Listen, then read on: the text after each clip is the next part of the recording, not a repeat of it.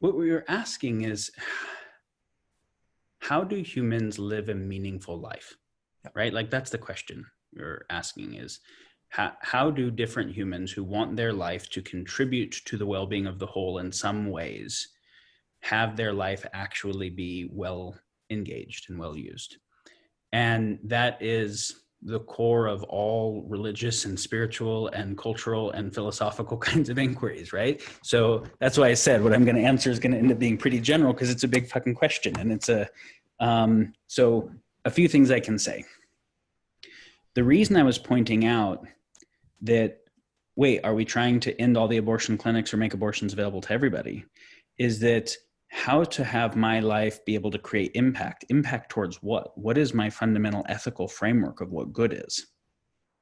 Right? How do I make sense of not just what I think is, but what ought?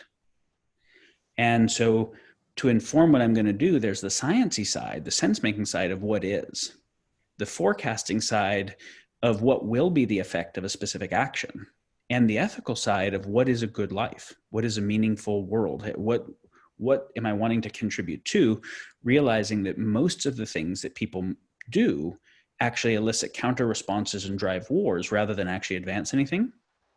And then they drive arms races and escalating wars, and they drive second and third order negative effects, right?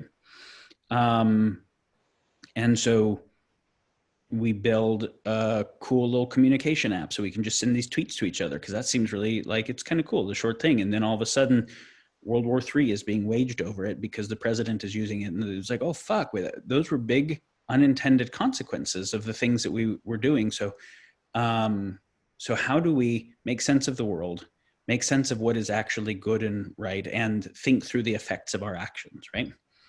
And then how do we actually act on those things in a prioritized way? And how do we increase our capacity to keep doing so?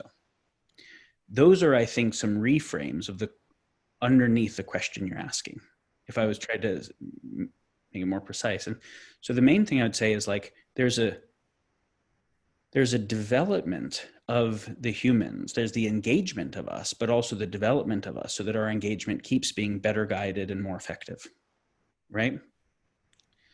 And this is the, how do I know more about what's going on? How do I do a better job at prioritizing? How do I do a better job of communicating in compelling and effective ways? All those things. And how do I make sure that what I'm doing is actually what's most meaningful to me, and my time isn't just hijacked by habit, addiction, fear, lack of courage, distraction, and other things, right? That's one of the biggest ones, is what are the things that are hijacking your attention that on your deathbed will not be some of your highlights, right? That won't be the like, well, those are the things that I'm really proud of or feel really grateful about. And how can you become progressively less hijacked by those?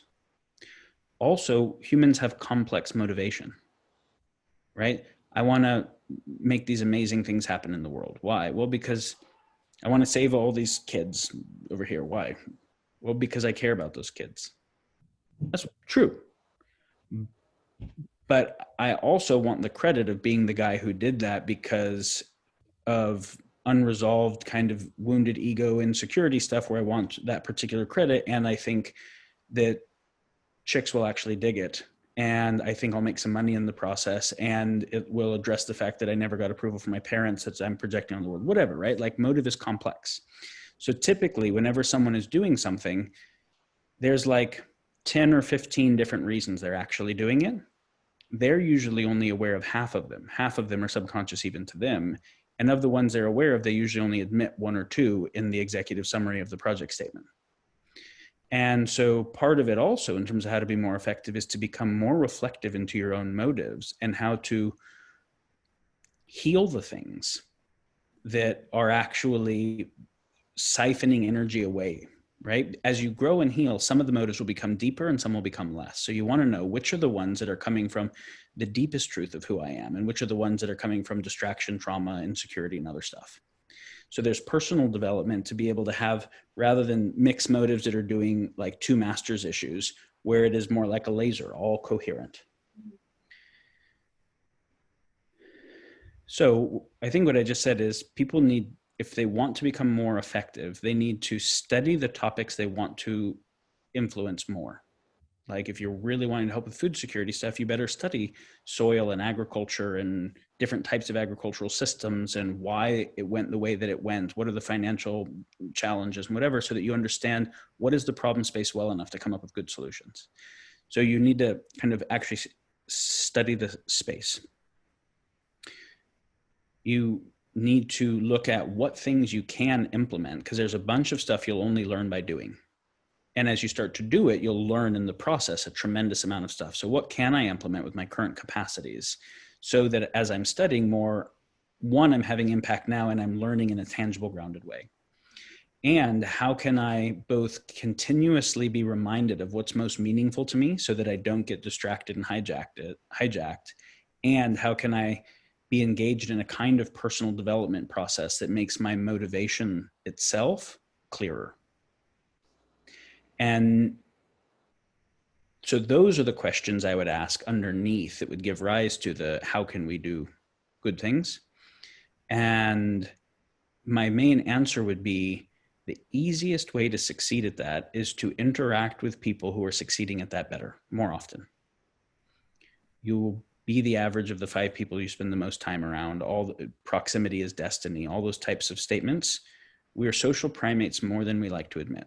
And it's why we spend our time on Facebook and Instagram just actually scrolling at pictures of other primates, right? Like that's the thing that really fucking captures us and it's so interesting because it's like junk food where you extract the salt, fat, and sugar and remove all the nutrients. So you maximize the hypernormal stimuli without any of the real thing. And that's what the social media thing is it maximizes the likes and pictures and interactions and total number of people while removing almost all actual kinds of real contact and vulnerability that are scary.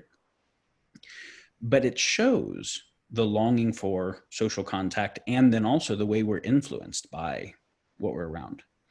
So if people want to actually be doing more interesting things, so in each of those areas, how do I do the personal development to have ego insecurity stuff get in the way less? Well, who is it? A therapist? Is it a group of friends that do inquiry together? What is the process? Is it a church or a sangha? Like what can I engage in that will ongoingly help me structurally built into my life? Study. What groups, I'm going to move into a rationalist house in Berkeley where I'm around people that are doing that all the time. Or I'm going to create a book study groups or whatever it is so that I'm actively engaged in learning things, right, that are meaningful. If I want to get better at actualizing the things I know, who are the people that are the most fucking productive that I know, where I really respect that, and spend time, figure out how to be useful to them because they're busy, right? So figure out how to free more of their time than I'm asking for. And because I want to learn how they think about the world that makes them so productive. So I would say the thing I can offer that is most useful to all this is actually the social hack of don't think you'll do it just through iron discipline. Do it through actually intentionally doping what you're taking in through your senses regularly, which is mostly who.